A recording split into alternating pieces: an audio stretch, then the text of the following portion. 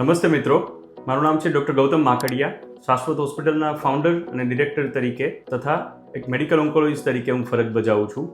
આજે હર્ષની લાગણી અનુભવું છું કે વેરાવળ અને એની આસપાસના વિસ્તારના લોકોનું જે ઘણા સમયથી દુઃખ હતું કે એમને કેન્સરની ટ્રીટમેન્ટ માટે વારંવાર ટ્રાવેલિંગ કરવું પડતું, પેશન્ટના સગાઓને ઘણી બધી તકલીફો ભોગવવી પડતી, એનું શાશ્વત હોસ્પિટલ તરફથી થોડું દુઃખ ઓછું થઈ શકે એવું પગલું ભરાઈ રહ્યું છે. શાશ્વત હોસ્પિટલ આવી રહી છે વેરાવળ એરિયામાં. વેરાવળ અને આસપાસની જનતાને કેન્સરના દર્દમાંથી મુક્તિ અપાવી શકીએ, એ એરિયામાં કેન્સર ના થાય એવા પ્રયત્નો કરી શકીએ. કેન્સરના સ્ટેજ 1 થી લઈને સ્ટેજ 4 સુધીના પેશન્ટોમાં મેડિકલ, સર્જિકલ બધી ટ્રીટમેન્ટનો લાભ મળે અને ડોર સ્ટેપ પર એટલે કે ઘરઆંગણે લાભ મળે એવા હેતુથી આ પ્રયત્ન થઈ રહ્યો છે. તો ઈશ્વર અમને શક્તિ આપે એવી પ્રાર્થના. અને ડૉક્ટર તરીકે અને એક નાગરિક તરીકે મેં હંમેશા જોયું છે કે કેન્સરના દર્દીઓને વારંવાર થતું ટ્રાવેલિંગ એના રિઝલ્ટમાં ઘણો બધો અવરોધ ઉત્પન્ન કરે છે. તો આ અવરોધ આપણે પાર કરીએ એના માટેનું એક પગલું છે. એમાં જે પણ શક્ય હશે એટલા પ્રયત્નો અમે કરીશું શાશ્વત ગ્રુપ ઓફ હોસ્પિટલ્સ દ્વારા,